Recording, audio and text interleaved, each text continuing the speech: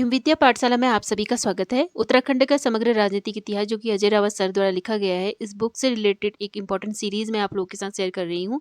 अगर आप लोग उत्तराखंड कॉम्पिटिटिव एग्जाम की तैयारी कर रहे हैं तो ये सीरीज़ आप लोगों के लिए बहुत ज़्यादा हेल्पफुल और इंपॉर्टेंट होने वाली है। अगर आप लोगों ने चैनल को अभी तक सब्सक्राइब नहीं किया है तो आप लोग चैनल को सब्सक्राइब कर लीजिए और बेल आइकन भी प्रेस कर दीजिए ताकि इस बुक से रिलेटेड जितने भी इंपॉर्टेंट टॉपिक्स मैं आप लोगों के साथ शेयर करूँ उसका नोटिफिकेशन आप लोगों तक टाइम से पहुँच जाए।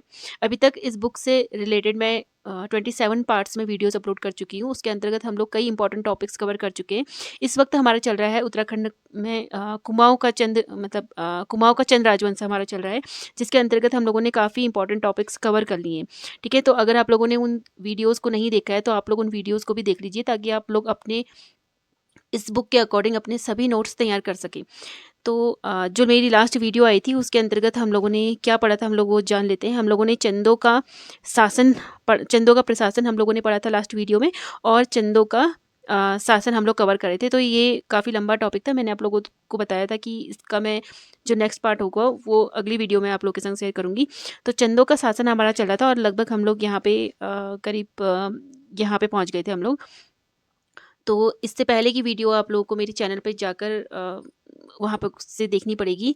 27th वीडियो है जो लास्ट मेरी वीडियो आई थी। ठीक है, जो आज की जो वीडियो आएगी 28th पार्ट में आएगी, तो आप लोग उन सभी वीडियोस को देख लीजिएगा। चलिए शुरू करते हैं आज की वीडियो को शुरू करने से पहले मैं हमेशा की तरह आप लोगों से एक रिक्वेस्ट करना चाहती हूँ कि अपने साथ कॉपी और पेन लेके बैठिएगा। वीडियो को लास्ट तक ज़रूर देखिएगा क्योंकि इस बुक में कहीं पर भी अलग से कोई पॉइंट्स नहीं बने हुए हैं। हमको खुद ही पॉइंट्स बनाने हैं, क्वेश्चन भी खुद ही तैयार करने हैं, तो आप लोगों को काफ़ी हेल्प मिलेगी इससे। शुरू करते हैं। लास्ट में हम लोग कहाँ पर को थे, मैं थोड़ा सा आप लोगों को रिवाइज करा देती हूँ कि हम लोगों ने चंदों का समूचा राज्य प्रशासन मंडलों में विभक्त था। हम लोग यहाँ पे पहुँचे हुए थे और इसके बारे में हम लोग पढ़ चुके थे। ठीक है, तो जो सामंत होते हैं उनके बारे में हम लोग पढ़ रहे थे कि सामंतों को राजा और रजवार भी कहा जाता है। ठीक है, और ये सामंत राजा को वार्षिक कर दिया करते थे। युद्ध काल में राजा की सैनिक सहायता करते थे और स्वयं भी युद्ध क्षेत्र में जाया करते थे। किसकी बात हो रही थी यहाँ पर को? सामंत की बात हो रही थी कि सामंत कौन से सामंत थे? जहाँ पर को कुमाऊँ के जो चंद नरेश थे, वो जैसे मान लीजिए किसी क्षेत्र पे उन लोगों ने युद्ध किया और युद्ध वो जीत गए, उस क्षेत्र को वो जीत गए, तो उस क्षेत्र का जो राजा होता था वो भी जीतने वाले के अधीन आ जाता था और वहाँ पर को सामंत के रूप में उसको नियुक्त कर दिया जाता था। और उस राजा को क्या कहा जाता था? मतलब सामंत जो बन जाता था उसको राजा या रजवार की उपाधि दी जाती थी। लेकिन ये राजा और रजवार तो कहा की उपाधि दी तो जाती थी, लेकिन ये अधीन किसके होते थे? चंद नरेशों के अधीन होते थे जो युद्ध में जीतते थे उस क्षेत्र को। ठीक है, उस किले को या उस गढ़ को अगर मान लीजिए जीत लिया तो उसके अधीन रहकर वो राजा और रजवार कहे जाते थे। ठीक है, इतना हम लोग पढ़ चुके थे। अब है हमारा मंडलों के नीचे देश होते थे, यथा जैसे कि तल्ला देश, मल्ला देश, गुम देश, गरुड़ देश, खरक देश, माल भावर का देश, पर्वत डोटी का देश आदि। ठीक है, मंडलों के नीचे देश होते थे। ठीक है, अभी के अकॉर्डिंग उस समय क्या होता था कि मंडलों के नीचे होते थे देश। कैसे होते थे मैं आपको इसको समझा देती हूँ। जैसे कि जैसे पुराने समय में जो प्रशासनिक व्यवस्था थी वो कई भागों में बटी हुई थी। तो जो सबसे बड़ा क्षेत्र होता था उसे मंडल कहा जाता था। ठीक है, जो सबसे बड़ा जो क्षेत्र होता था उसे मंडल कहा जाता था। यानी कि हम पुराने समय के हिसाब से बात कर रहे हैं, तो उस समय जो प्रशासनिक व्यवस्था थी उसको कई भागों में बांट दिया गया था और जो सबसे बड़ा क्षेत्र होता था वो मंडल कहलाता था। फिर मंडल के अंदर छोटे छोटे क्षेत्र होते थे जिन्हें देश कहा जाता था। ठीक है, जैसे कि आप लोग इसे ऐसे समझ सकते हैं जैसे कि सबसे बड़ा एक राज्य होता था उस समय। ठीक है, पुराने समय में, प्राचीन समय में सबसे बड़ा राज्य होता था। फिर राज्य के बाद होता था आपका मंडल, मंडल के बाद आपका देश होता था, देश के अंतर्गत फिर गांव आ जाते थे छोटी छोटी। ठीक है, तो इस तरीके से ये व्यवस्था बांटी हुई थी। और उसकी हिसाब से मैंने आप लोगों को बता दिया कि किस तरीके के होते थे वो देश। जैसे तल्ला देश, मल्ला देश, नीचे वाले क्षेत्र को तल्ला देश कहेंगे, ऊपर वाले क्षेत्र को मल्ला देश कहेंगे, गुम देश, गरुड़ देश, खरक देश। तो वहीं के स्थानीय जो प्रसिद्ध नाम थे उनके हिसाब से वहाँ के नाम रख दिए गए थे। माल भावर का देश, पर्वत डोटी का देश। ठीक है, जो पर्वत वाला क्षेत्र होता था उसको डोटी यानी कि नेपाल वाला क्षेत्र आ जाता है। तो नेपाल से लगा हुआ जो पर्वत होता था उसको पर्वत डोटी का क्षेत्र कहा जाता था। ठीक है, शासन की छोटी इकाइयाँ परगने और गर्खे होती थी। शासन की जो सबसे छोटी इकाई होती थी परगने और गर्खे होती थी। ठीक है, यानी कि देश की भी बात आती थी। ठीक है। मंडल के नीचे देश होते थे, देश के नीचे भी ये परगने आते थे, परगने और गर्खे आते थे।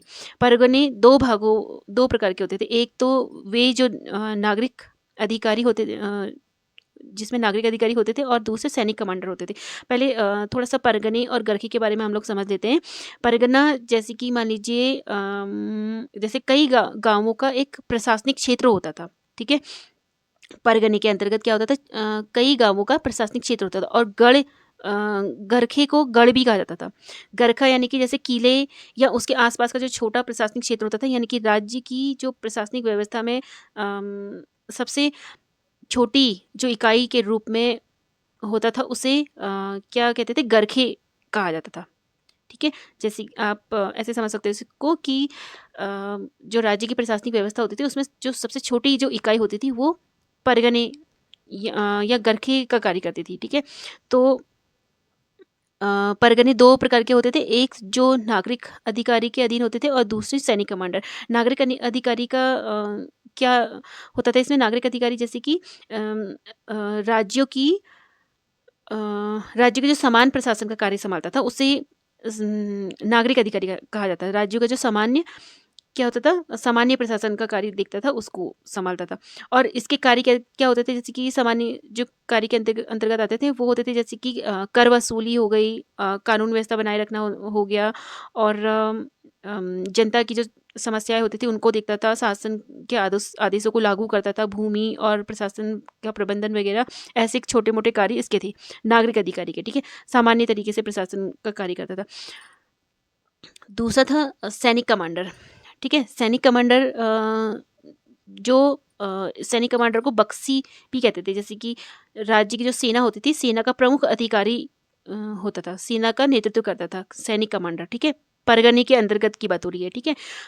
जो छोटा एक क्षेत्र होता था, ठीक, कई गांवों का जो प्रशासनिक क्षेत्र है उसे परगना कहा जाता था। परगने के अंतर्गत दो तरीके के अधिकारी नियुक्त किए गए थे, एक तो नागरिक अधिकारी था, एक सैनिक कमांडर था।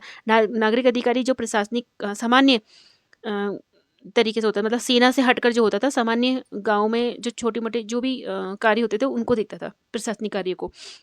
मैं आपको बता चुकी हूँ उनके कार्य क्या क्या होते थे, जैसे कि भूमि प्रबंधन का प्रशासन व प्रबंधन देखना, शासन का आदेश लागू करना और जनता की समस्याओं को देखना, ठीक है। और सैनिक कमांडर सैनिकों का नेतृत्व करता था ये, ठीक है। उसमें सबसे बड़ा अधिकारी होता था, उसको बक्सी या बक्सी भी कहा जाता था।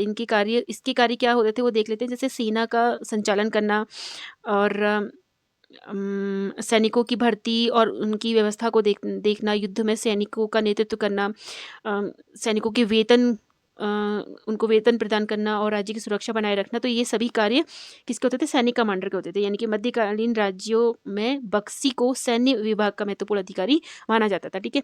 आगे बढ़ते हैं। उम्मीद करती हूँ नागरिक अधिकारी और सैनिक कमांडर आपका थोड़ा सा क्लियर हो गया होगा। तो जो सैनिक कमांडर होते थे उनको बक्सी भी कहा जाता था, ठीक है। बक्सी के अधीन होते थे परगने की जो दो प्रकार के परगने मैंने आपको बताए। तो नागरिक अधिकारी, जो नागरिक परगने के जो अधिकारी होते थे उन्हें सीकदार या सीरदार भी कहा जाता था, ठीक है। नागरिक परगने को सीकदार या सीरदार भी कहा जाता था। तो ये नाम आपको नोट कर लेने हैं, सीकदार या सीरदार। जगत चंद के समय में बरम ताम्रपत्र में बक्सी का परगना का उल्लेख आया है। बक्सी का परगना कौन सा है, हमारा सेना के जो नेतृत्व करता है, सैन्य जो अधिकारी होता है, उसकी बात हो रही है, बक्सी की, ठीक है। इसलिए कंफ्यूज नहीं होना आपको।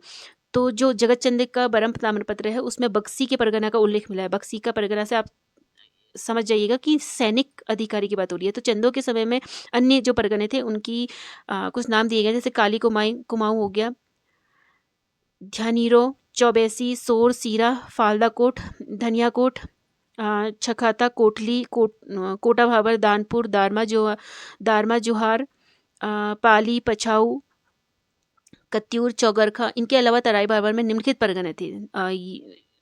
ये तो कुमाऊं के पर्वतीय वाले क्षेत्र में थे, और तराई वाले क्षेत्र के जो परगने थे वो थे बक्सी, छिनकी, माल, बुक्सार, किलपुरी व मंडिया, ठीक है। आगे बढ़ते हैं। उद्योग चंद के समय माल का सीकदार जगन्नाथ बरे तथा सीरा का सीकदार गंगाराम था। इसमें जो ताम्रपत्र हैं उनमें इन सीकदारों के नाम भी लिखे गए हैं। ठीक है, सीकदार से आप लोग समझ सकते हैं यहाँ पे को सीकदार यानी कि नागरिक परगना, यानी कि जो सामान्य तरीके के प्रशासनिक कार्य दिखता था उनकी बात हो रही है। ठीक है, यहाँ पे को सैन्य की बात नहीं हो रही है, नागरिक अधिकारी की बात हो रही है। सीकदार या क्या कहा जाता था उनको, सीकदार या सीरदार। तो जो उद्योग चंद के समय माल का जो सीकदार था वो था जगन्नाथ बरे, और सीरा का जो था सीकदार वो गंगाराम था। उसके नाम ताम्रपत्र में प्राप्त हुए हैं। इसी प्रकार जगत चंद के समय सीरा का सीकदार शत्रुसाल भंडारी था, और कुमाऊं परगने का सीकदार कौन था, शिवदेव बिष्ट था। ठीक है, बक्सी, अब बक्सी की बात हो रही है। बक्सी यानी कि सेना का जो अधिकारी था, सैन्य जो अधिकारी था, उसमें जो परगना था उसका जो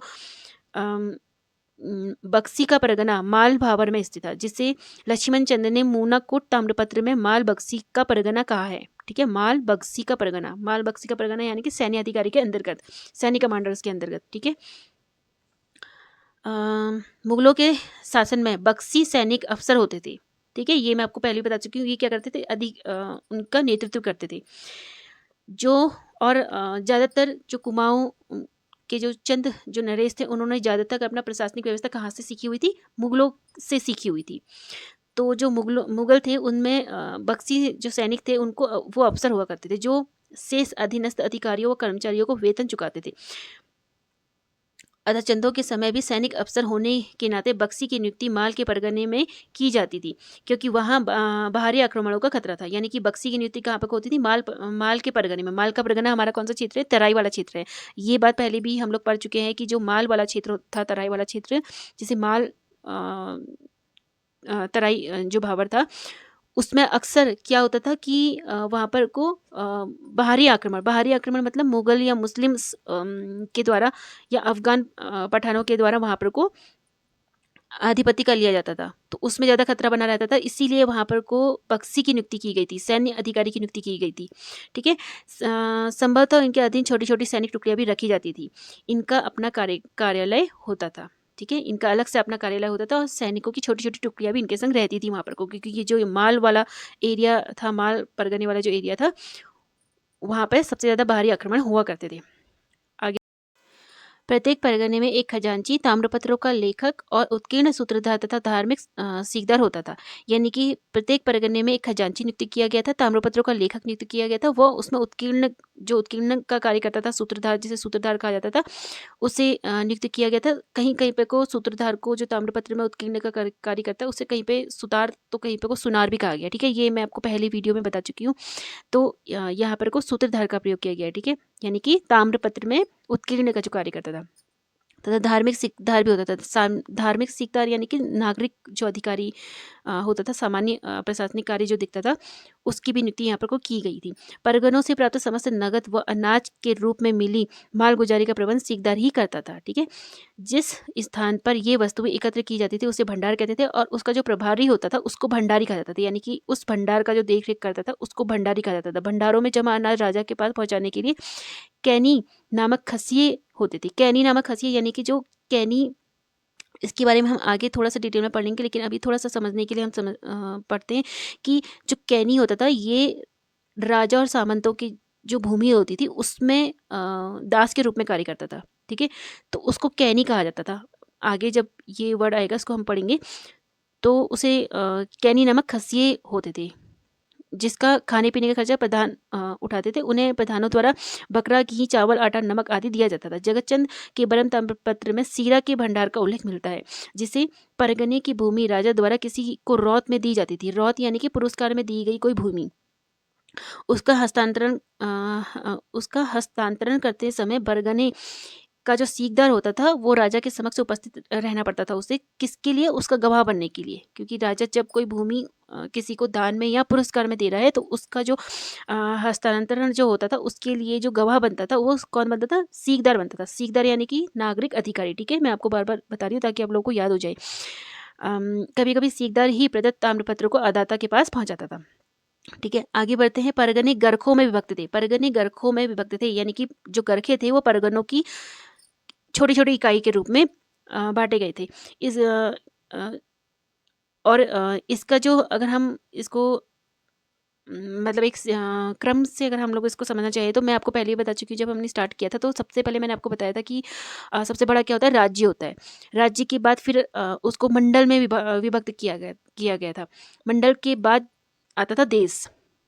ठीक है, आगे हम लोगों ने पढ़ा था ना यहाँ पर को जब हमने स्टार्ट किया था तो मंडलों के नीचे देश होते थे। ठीक है, इसको जब एक्सप्लेन किया था तो मैंने आपको बताया था कि सबसे बड़ा राज्य होता था, राज्य के बाद फिर मंडल आता था, मंडल के नीचे आता था देश। ठीक है, देश के बाद आता था आपका परगना।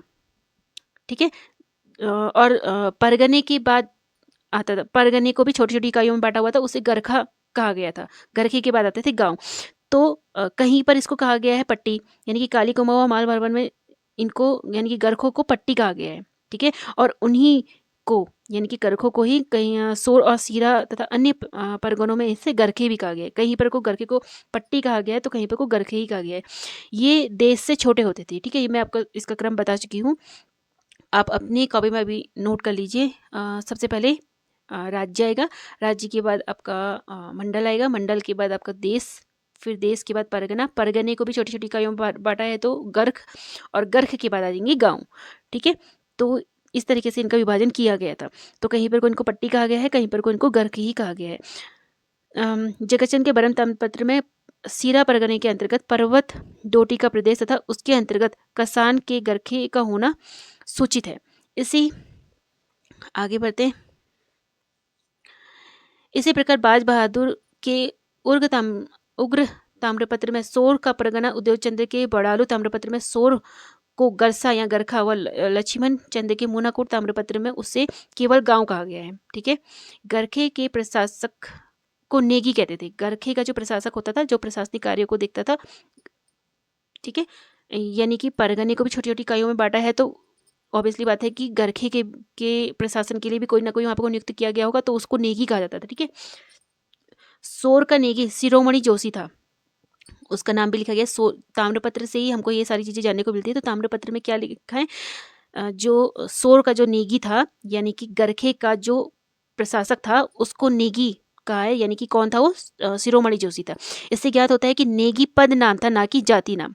जो नेगी शब्द आजकल हम लोग सुनते हैं नाम के बाद जो एक जाति नाम जो होता है, तो वो पद नाम था। ठीक है, ना कि जाति नाम। नेगी को नेग या दस्तूर मिलता था, उसको नेग या दस्तूर मिलता था, यानी कि उस कार्य के लिए उसको कुछ ना कुछ दस्तूर में कुछ ना कुछ चीजें उसको मिलेंगी। गरखे पुनः गाँव में विभक्त थे। ठीक है, ये मैं आपको सीक्वेंस बताया ना कि गरखे के बाद क्या आएगा, गांव आएगा। तो गरखे पुनः गांवों में विभक्त थे, जिनके प्रमुख अथवा मुखिया होते थे। यानी कि अब गांवों का जो मुखिया होगा वो कौन होगा, सयाना होगा, या फिर जो कोई बूढ़ा होगा या सयाना होगा उसको मुखिया बना दिया जाता था। ठीक है, दारमा जोहार के ग्राम दारमा जोहार के में जो गांव था उसका मुखिया को बूढ़ा कहा जाता था। ठीक है, तथा पाली परगने व सल्ट क्षेत्र में उसे सयाना कहा जाता था। इनसे छोटा थोकदार होता था। बूढ़ा व सयाना अपने गांव के न्यायाधीश होते थे। ठीक है, बूढ़ा या सयाना अपने गांव के न्यायाधीश होते थे। ये क्या है, गांव यानी कि गरखे से छोटी एक और छोटी इकाई है जो गांव है। गांव में उनके जो प्रशासनिक कार्य को संभालने वाले गांव के जो बूढ़े वर्ग के लोग होते थे उनको मुखिया बनाया जाता था। उनको कहीं पर उनको सयाना कहा गया है, कहीं पर उनको बूढ़ा कहा गया है। ठीक है, और वो अपने गांव के क्या होते थे, न्यायाधीश होते थे। आगे बढ़ते, जहां पर बैठ कर ये पंचायत करते थे उसे बूढ़ा बूढ़ा चौरा भी कहा जाता था। ठीक है, तो ये सभी नाम आपको नोट करते जाने हैं। काली कुमाऊं में बूढ़ा होते थे। इन्हें अपने अधीनस्थ गांवों से अनाज के रूप में दस्तूर मिलता था। ठीक है, जो गांव इनके अधीन होते थे वहां से उनको दस्तूर में अनाज मिलता था। ठीक है, अनाज के रूप में उनको वहां से दस्तूर मिलता था। जिस गांव के ये प्रधान कहलाते थे या सयानी मुखिया कहलाते थे वहां से उनको दस्तूर में अनाज मिलता था। कल्याण चंद्र के 1746 ईस्वी के सैंड मानूर पट्टाभिलेख से पता चलता है कि उस समय लच्छी गोसाई मंडल वहां के 16 गांवों का सयाना था।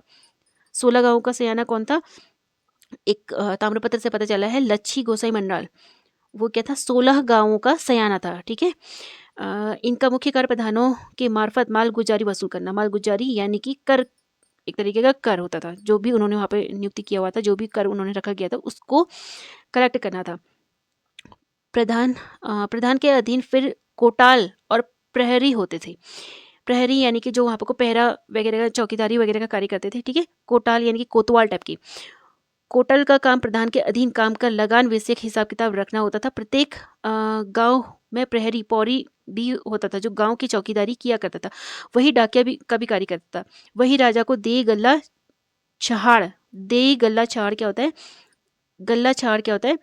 उपज का छठवां भाग। ठीक है, ये आपको नोट कर लेना है। गल्ला छहाड़, ये आपके एग्जाम में पूछा जा सकता है कि गल्ला छहाड़ से क्या तात्पर्य है, तो आपको आना चाहिए उपज का छठवां भाग भी वसूल करता था। इस तरीके के क्वेश्चन आते हैं एग्जाम में, आप लोग इनको बिल्कुल भी इग्नोर मत कीजिएगा। ठीक है, तो अपनी कॉपी में इसको अच्छे से नोट डाउन कर लीजिए। गल्ला छहाड़ यानी कि उपज का छठवां भाग। आगे बढ़ते हैं। डॉक्टर श्यामलाल के अनुसार राजा सर्वोच्च न्यायाधीश होता था। किसी भी देशद्रोही, उपद्रवी तथा अथवा राज विरोधी को वही फांसी दे सकता था। कौन? राजा। फांसी ऊंचे पहाड़ पर दी जाती थी जिसे सूली का डाना कहा जाता था। सूली का डाना कहा जाता था। इनके अलावा न्योवाली व बिस्टाली नामक कचहरियाँ होती थी। ठीक है, चंदवंश में की जो कचहरियाँ थी उनका नाम क्या था? न्योवाली और बिस्टाली। ये आपके एग्जाम में क्वेश्चन इस तरीके से बन के आ सकता है कि न्योवाली और बिस्टाली जैसे जो स्टेटमेंट वाले क्वेश्चन आते हैं ना, उनमें आपको ये देखने को मिल सकता है कि न्योवाली बिस्टाली क्या है। तो क्या है ये? चंदवंशी की एक कचहरियाँ हैं, एक तरीके की कचहरियाँ होती थी जहाँ पर को सुनवाई वगैरह होती थी। ठीक है, पंच नवीसी नामक पंचायती कचहरी भी चंदों के समय में थी। इसी को चारथान भी कहते थे। दंडाधिकारी को डंडे कहा जाता था। विजय चंद के पापे ताम्रपत्र में कर्ण बिष्ट को डंडे कहा गया है।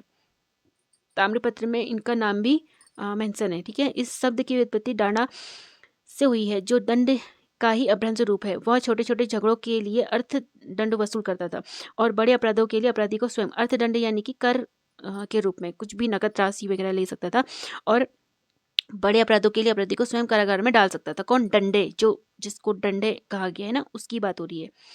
ठीक है, दंडाधिकारी को डंडे कहा जाता था। ये आप लोग ने नोट कर लेना है। और वो क्या करता था? एक तो जो फाइन पड़ता है ना, क्या कहते हैं इसको? शुल्क, किसी तरीके का जो शुल्क होता है वो वसूल करता था। और जैसे बड़े जो अधिकारी थे उनको भी कारागार में डालने का कार्य इसी का होता था। फांसी की सजा पेड़ पर लटका कर तथा जीवित ही बोरों में डालकर नदी में बहा दी जाती थी।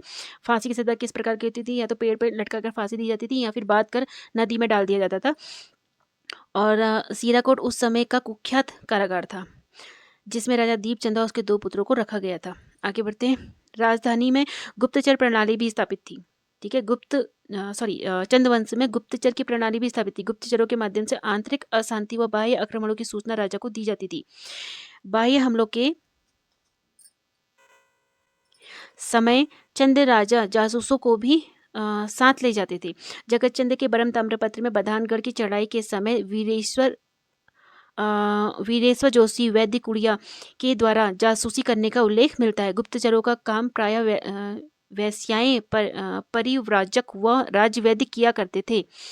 परिव्राजक क्या होता है? एक स्थान से दूसरे स्थान में घूमने वाला एक साधु या सन्यासी कहा जाता है। ठीक है, आप इसको नोट कर लीजिए। परिव्राजक क्या बताया मैंने? एक स्थान से दूसरे स्थान में घूमने वाले जो साधु और सन्यासी होते थे वो भी गुप्तचर का कार्य करते थे। ठीक है, और राजवैद्य होते थे, ये भी क्या करते थे? गुप्तचर का कार्य करते थे। वैश्याएं, परिव्राजक और राजवैद्य। गढ़वाल में फीक वालों यानी कि भिखमंगे जो होते थे वो भी क्या करते थे? गुप्तचरी करते थे गढ़वाल में। रानीवासों में महिलाएं गुप्तचर होती थी। जो रानियों का जो रहने का जो स्थान होता था वहाँ पर जो दासियाँ जो होती थी वो भी गुप्तचर का कार्य करती थी। ठीक है, उनको गुप्तचरी का कार्य दिया गया था। वहाँ पे जो नियुक्त महिलाएं थी जो दासियों का कार्य करती थी वो भी गुप्तचरों का कार्य करती थी। राज दरबार में होने वाली तरह तरह के षड्यंत्रों का पता लगने के लिए भी गुप्तचर होते थे। और ये गुप्तचर क्यों होते थे? क्योंकि इनसे पता चलता था कि कहीं कोई षड्यंत्र तो नहीं रचा जा रहा है, कोई मतलब बाहरी जो आक्रमण होते थे उनके लिए गुप्तचरों की नियुक्ति की जाती थी। ठीक है, आगे बढ़ते हैं। चंदों की कर नीति। ठीक है, कौटिल्य ने जिन सप्तांग राज्य सिद्धांतों के अंतर्गत 7 अंगों का उल्लेख किया है उनमें से एक अंग कोष भी है। कौटिल्य के जो कौन थे? सप्तांग राज्य सिद्धांत, जो सप्तांग राज्य सिद्धांत कौटिल्य ने जो दिए थे तो उसके अंतर्गत क्या थे? 7 अंगों का उल्लेख किया गया है। उसके अंतर्गत एक अंग है कोष, तो उसके बारे में बात की जा रही है। अभी पहले हम थोड़ा सा समझ लेते हैं कि कौटिल्य ने जो सप्तांग राज्य सिद्धांत दिए हैं वो क्या है। ठीक है। तो कौटिल्य का कहना ये था कि जो राज्य 7 अंगों से मिलकर बनता है, यदि ये सातों अंग मजबूत हों तो क्या होगा कि तभी वो राज्य सफल माना जाता है। ठीक है, ये कौटिल्य का कहना था, उनका ये सिद्धांत था। ठीक है, तो उन्होंने कौन से 7 सिद्धांत दिए हैं हमको राज्य के पर्पज से? आप चाहे तो अपनी कॉपी में नोट कर सकते हैं। एक तो स्वामी है, होता है पहला। स्वामी यानी कि राजा, राज्य में जो सबसे बड़ा होगा, मेन जो होगा, जो राज्य को चलाएगा, वो कौन होगा? स्वामी होगा। स्वामी यानी कि राजा। ठीक है। एक अमात्य होता है, अमात्य यानी कि मंत्री एवं मतलब अधिकारी। ठीक है। और जनपद होगा तीसरा, थर्ड नंबर पे जनपद है, जो राज्य की भूमि और प्रजा का देख रेख करता है। मतलब राज्य की भूमि और प्रजा जो होती है वो मिलकर क्या बनाती है? जनपद बनाती है। दुर्ग होता है चौथे नंबर पे, जिसे किले और सुरक्षा व्यवस्था होती है। और फिफ्थ नंबर पे है कोष, जिसकी हम बात करने जा रहे हैं। ठीक है, कोष यानी कि धन और खजाना, जहाँ पर को हर तरीके का क्या किया जाता है? धन रखा जाता है और खजाना वगैरह रखा जाता है। ठीक है। और दंड होता है, तो दंड देने के लिए कौन होता है? सेना और न्यायाधीश, न्याय शक्ति होती है। और मित्र होते हैं, सबसे जो लास्ट वाला होता है मित्र होता है। तो मित्र, सातवां वाला क्या है? मित्र, यानी कि मित्र राज्य होते हैं, जो सहयोगी होते हैं। कोई भी मुसीबत पड़ने पर, किसी भी तरह का बाहरी आक्रमण होने पर, तो मित्र राज्य क्या करेंगे? आपका सहयोग करेंगे। तो ये 7 सिद्धांत दिए हैं कौटिल्य ने, जिससे क्या होता है? एक राज्य सफल हो पाता है। तो इन सातों में एक की बात की है, कोष की। ठीक है, तो वो कोष कैसे बनेगा उसके बारे में बात की है। अतः स्पष्ट है कि कोई भी राज्य बिना कोष के नहीं चल सकता। ठीक है, इसी सिद्धांत को ध्यान में रखकर भारतीय राजाओं ने सदा अपने पास एक भरपूर कोष का नियम बनाया। ठीक है, और कोष का नियम क्या बनाया उन्होंने? कर वगैरह लगाए। कोष की संपूर्ति के लिए उपज का 6वां भाग किसानों से कर ठहराया तथा राज्य की भूमि से होने वाली तमाम वस्तुओं, जंगल, खान, जल, शराब आदि पर भी करों का निर्धारण किया। अब कोष आपका भरेगा कैसे? जब आप किसी प्रकार का कर आप लगाओगे, तभी आपका कोष में कुछ धन वगैरह आएगा ना। तो इसीलिए क्या किया था? जंगल में जंगल जो होते हैं और खाने जो होती हैं, और जल में भी उन्होंने कर लगाया। जो शराब वगैरह होती है उनमें भी उन्होंने कर निर्धारण किया। किंतु राजकोष को भरने के लिए भारत में भूमि एवं उसकी उपज ही सदा एकमात्र प्रमुख साधन मानी जाती रही है। इसी सिद्धांत का परिपालन कर चंद राजाओं ने भी प्रजा पर तरह तरह के कर लगाकर अपना राजकोष भरा था। ठीक है, प्रजा पर तरह तरह के कर लगाए थे और वहीं से अपना राजकोष भरा हुआ था। और ज़्यादातर भूमि का जो लेन देन था वो ज़्यादा होता था। ठीक है, भूमि से ही उपज जो मिलती थी उसका 6वां भाग कर के रूप में ले लिया जाता था। कहीं पे दान देना होता था तो भूमि दान कर दी जाती थी, पुरस्कार देना होता था तो भूमि दान कर दी जाती थी। और उसमें भी अलग अलग नियम हैं, मतलब अभी हम आगे पढ़ेंगे इसके बारे में। कहाँ पे थे हम? किंतु राजकोष को भरने के लिए भारत, अच्छा ये हमने कर लिया था। इसी सिद्धांत का परिपालन कर चंद राजाओं ने भी प्रजा पर तरह तरह के कर लगाकर अपना राजकोष भरा था। इसके अतिरिक्त वर्जित प्रदेशों से लूट के माल को संधि और संधि के फलस्वरूप प्राप्त धन से भी राजकोष की पूर्ति की जाती रही है। संधि वगैरह जब आपस में, जो 2 अलग अलग राज्य जब आपस में संधि करते थे, तो वहां पर से भी कुछ धन प्राप्त होता था, तो उससे भी उनकी राजकोष की पूर्ति होती थी। ठीक है, आगे बढ़ते हैं। चंदों के समय जमीन का वास्तविक स्वामित्व राजा में नहीं था, प्रजा उसकी खाय कर थी। खाय कर का मतलब क्या है कि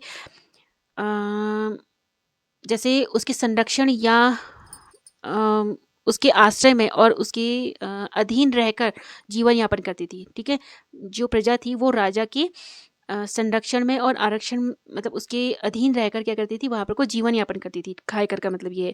और तब तक राज्य की भूमि पर अपना आजीविका चला सकती थी, जब तक राजा चाहे। यानी कि जब तक राजा चाहेगा तब तक वो क्या करेगी? प्रजा क्या करेगी? उसके राज्य की भूमि पर अपनी आजीविका चला सकती है। राजा रौद कूट तथा विष्णु प्रीति यानी कि विष्णु भगवान को प्रसन्न करने के लिए उनको दान में दी गई जो भूमि होती है उसको विष्णु प्रीति कहा जाता है। ठीक है, यानी कि विष्णु भगवान से संबंधित ही होती थी। रौत और गूठ यानी कि दान में दी जाने वाली या पुरस्कार में दी जाने वाली जो जमीन होती थी राजा के द्वारा। ठीक है, राजा ही पुरस्कार में और दान में देगा भूमि को। और जो भगवान विष्णु को जो मतलब भगवान विष्णु के मंदिर के लिए जो एक दान दिया जाता था उसको विष्णु प्रीति कहा जाता था। मैं जैसे जमीन देता था वह थातवान कहलाता था। ठीक है, यानी कि जैसे मान लीजिए किसी को पुरस्कार में कोई भूमि राजा ने पुरस्कार में दे दी या दान में दे दी या फिर मंदिर में दान में दे दी, तो जिसको वो भूमि दी जाएगी वो क्या कहलाएगा? थातवान कहलाएगा। ठीक है, इसको आप बिल्कुल ध्यान में रखिएगा। इसका मतलब आप चाहे तो नोट कर लीजिए। थात का तात्पर्य है जमीन। ठीक है, खाईकर यानी कि खाई हुई जमीन का कर देना, यानी कि खाईकर यानी कि जिस राजा की जिस जमीन पर कोई व्यक्ति रह रहा है तो वो क्या होगा? खाईकर होगा, यानी कि राजा की जमीन पर अगर वो रह रहा है तो उसके लिए उसको कर देना पड़ेगा। ठीक है, सिरतान ये दोनों शब्द चंदों के समय के हैं। खाईकर अनाज तथा नकदी दोनों दोनों देता था। खाईकर क्या करता था? अनाज भी देता था और नकदी भी देता था। यानी कि राजा की जमीन पर अगर वो रह रहा है तो वहाँ से जो अनाज वो पैदा कर रहा है उस अनाज को भी राजा को देगा और उससे प्राप्त जो नकदी है उसको भी वो राजा को देगा। ठीक है, नकदी और अनाज दोनों देता था खाईकर। और सिरतान जो था वो क्या करता था? सिर्फ टैक्स देता था उसका, उस ज़मीन का सिर्फ टैक्स देगा कि वो उस ज़मीन पर रह रहा है तो वो उस ज़मीन का सिर्फ टैक्स देगा कि मैं आपकी ज़मीन पे दे रहा हूँ, यानी कि किराए के रूप में। ठीक है, थातवान उसे जब चाहे हटा सकता था। तो थातवान जो था वो क्या कर सकता था? सिरतान को वहाँ पर से या फिर खाईकर को वहाँ से जब उसका मन करे वो वहाँ से उसको हटा सकता था, क्योंकि वो ज़मीन किसकी है? थातवान की ही है, क्योंकि थातवान को उस दान में मिली है ना। आगे हम इसको समझेंगे। उसे जब चाहे हटा सकता है। इसके अलावा पहाड़ों में कैनी भी होती थी। कैनी यानी कि मैंने आपको आगे बताया था ना, कैनी का मतलब क्या है कि ऐसे लोग जो सामंत या राजा के भूमि पर एक मतलब भूदास का कार्य करते थे। उनकी भूमि को मतलब उनकी भूमि पर रहते थे और उस भूमि को छोड़कर वो जा भी नहीं सकते थे, क्योंकि उस भूमि का क्या करेंगे? वो लोग उस भूमि पर कार्य करेंगे, यानी कि राजा के लिए ही उस भूमि पर कार्य करेंगे, उसको छोड़ के जा नहीं सकते। तो उसको कैनी कहा जाता था। ठीक है, क्या कहते थे? भूदास कहे जाते थे। ये घटिया किस्म के खस होते थे। राजा जब कोई भी जमीन किसी व्यक्ति को उसकी बहादुरी के लिए रौत या पुरस्कार में देता था तो उस जमीन में पहले से रह रहे किसानों को निकाला नहीं जाता था, वरन ये नए धातुवान के अधीन उसका कैनी बनना पड़ता था। देखिए, अब यहाँ पर से हम थोड़ा सा इसको समझ पाएंगे। जैसे राजा ने किसी व्यक्ति को क्या करी? जमीन दी। ठीक है, राजा ने किसी व्यक्ति को जमीन दी, भेंट में दी पुरस्कार में, तो ये क्या बन गया? थातवान बन गया। अब इसको जो जमीन मिली है उसमें लोग रह रहे हैं। ठीक है, उन लोगों को हटाएगा नहीं है, उन लोगों से उसी जमीन पर कार्य करवाएगा, क्योंकि अब जमीन का मालिक कौन है? थातवान है। तो थातवान उन लोगों से काम करवाएगा उस जमीन पर। उस पे काम करने वाले को कैनी कहा जाता था, यानी कि भूदास कहा जाता था। तो उसके लिए उनको कर भी देना होता था और सेवा भी करनी होती थी। ठीक है, आगे बढ़ते हैं। थातवान मतलब और थातवान ये भी कर सकता था, उसको ये भी अधिकार था कि उनको जब मर्जी वहाँ से हटा भी सकता था वहाँ पर से। नया थातवान उससे अपनी ज़मीन पे काम कराता था और थातवान की ज़मीन का उपभोग करने के लिए थातवान उनसे तरह तरह के काम भी लेता था। ठीक है, ये मैं आपको बता चुकी हूँ। उदाहरण हैं परगनों में भंडारों में जमा राजकर यानी कि अनाज का छठा भाग या गल्ला छहाड़, मैंने आपको बताया था गल्ला छहाड़ यानी कि क्या पढ़ा था हम लोगों ने? गल्ला छहाड़ के बारे में, उपज का छठवां भाग। ठीक है, कैनी खसों के द्वारा ही राजधानी पहुंचाया जाता था।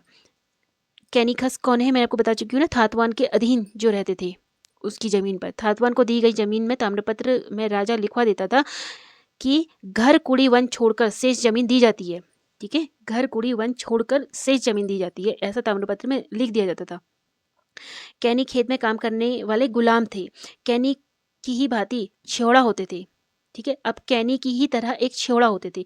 ये घरेलू नौकर होते थे, छेवड़ा। ठीक है, इनको छेवड़ा कहा जाता है, घरों का काम वगैरह करते थे, यानी कि ये भी एक तरीके के क्या है? गुलाम ही हैं। और दासियों को छयोड़ी कहा जाता था। दासों को छयोड़ा कहा जाता था और दासियों को छयोड़ी कहा जाता था, जो घरेलू कार्यों में सहायता करते थे। ठीक है, ये आपको नाम अच्छे से नोट कर लेने। मैं बार बार इस पर फोकस कर रही हूँ ताकि आप लोग इसके नोट्स बना लें। इस तरह के क्वेश्चन आते हैं कि चंद राजवंश में छयोड़ा किसी कहा जाता था या फिर छयोड़ी किसी कहा जाता था, तो ये आपको पता होना चाहिए। ठीक है, आगे बढ़ते हैं। अस्कोट के रजबार छयोड़ियों को सेवक व विश्वा कहते थे। अस्कोट के जो रजबार थे, अस्कोट का हमें पड़ता है हमारा पिथौरागढ़ वाला जो क्षेत्र है, उसमें जो रजबार थे यानी कि जो सामंत लोग थे, उन छयोड़ियों को क्या कहते थे? सेवक या विश्वा कहते थे। तथा थातवान से इनके लिए भी टैक्स वसूलते थे। थातवान से इनके लिए भी टैक्स वसूलते थे। महेंद्रपाल रजबार ने साहू सोल सेवक पौरी डंडे नामक कर भी प्रजा से लिए थे, यानी कि प्रजा से इनको जो वेतन मिलता था उसका कर भी प्रजा से लिया जाता था। यहाँ डंडा शब्द दंडाधिकारी के बजाय डांड यानी डोली तथा पालकी ढोने वाले के लिए प्रयुक्त होता है। यहाँ पे जो डंडे शब्द आया है वो डोला मतलब जो पालकी उठाते थे उनके लिए प्रयोग किया गया, ठीक है, दंडाधिकारी नहीं है। दंडाधिकारी के लिए भी डंडे प्रयोग किया जाता है, लेकिन यहाँ पर कुछ जो डंडे प्रयोग किया गया है वो पालकी जो उठाते थे, डोला या पालकी जो ढोते थे उनके लिए प्रयुक्त हुआ है, जिससे प्रतीत होता है कि कैनी ही राजाओं की पालकी ढोने का कार्य करते थे, ठीक है। कैनी जो थे, कैनी कौन थे मैं आपको बता चुकी हूँ, भूदास होते थे जो थातवान की भूमि पर कार्य करते थे, उनको कैनी कहा जाता था, ठीक है। तो वो भी क्या करते थे, पालकी ढोने का कार्य करते थे। यहाँ पर यह बात स्मरणीय है कि अंतिम जो कत्यूरी नरेश था, वीरदेव वीरदेव ने जब सतराली के ब्राह्मणों से जबरदस्ती अपनी पालकी उठवाई थी तो उन्होंने क्रोध में आकर क्या करा था, राजा की पालकी को पहाड़ से नीचे फेंक दिया था, पालकी सहित राजा को भी नीचे फेंक देता था, ठीक है। और पहाड़ों में जिसे डंडे कहा जाता है उसी को देश के मैदानी भागों में कहार कहते हैं, ठीक है। पहाड़ों में इनको डोला उठाने वाले को डंडे कहा जाता है और उसी को क्या कहता है, मैदानी भागों में क्या कहा जाता है, कहार। आप लोगों ने सुना होगा कहार, ठीक है। एक गाना भी है जिसमें ये वर्ड आता है, अभी मुझे याद नहीं आ रहा है, तो कहार कहते हैं, ठीक है। डोला क्या डोला ढोने जो डोला ढोते थे उनको, ठीक है। अभी आज के लिए तो बस इतना ही, यहीं पर तक करते हैं। फिर अगला जो हमारा वीडियो जो आएगी उसके अंतर्गत हम लोग इसके आगे हम पढ़ेंगे। इसके अंतर्गत हम लोगों ने काफ़ी सारे कर हैं जो चंदों द्वारा लगाए गए थे, तो इन करों को पढ़ेंगे जो आपके एग्जाम के पर्पज़ से बहुत ज़्यादा इंपॉर्टेंट है। तो इस पे हम लोग डिस्कस करेंगे कि क्या क्या कर चंदों ने लगाए हुए थे, अच्छे से समझेंगे इसको। तो आज के लिए बस इतना ही। वीडियो को लास्ट तक देखने के लिए आप लोगों का बहुत बहुत धन्यवाद। और वीडियो पसंद आए अपने दोस्तों के संग जरूर शेयर कीजिएगा, चैनल को सब्सक्राइब जरूर कीजिएगा, लाइक जरूर कीजिएगा, और कहाँ पर से आप लोग ये वीडियो देख रहे हैं अपनी जगह का नाम जरूर लिखिएगा। आज के लिए बस इतना ही। Thank you.